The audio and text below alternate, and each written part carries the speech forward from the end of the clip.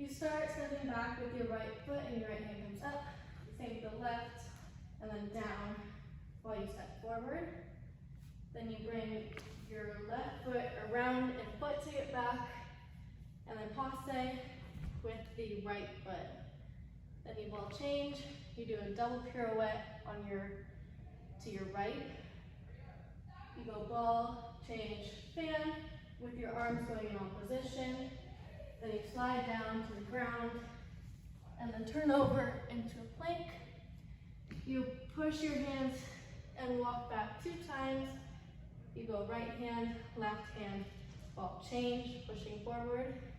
You step back, you go around and down.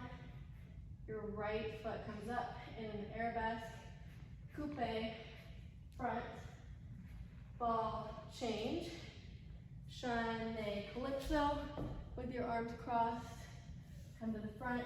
And in the calypso, your front leg is straight and your back leg is in attitude, correct? Yes. Okay. And then you finish it by brushing down and coming up. 5, 6, 7, 8.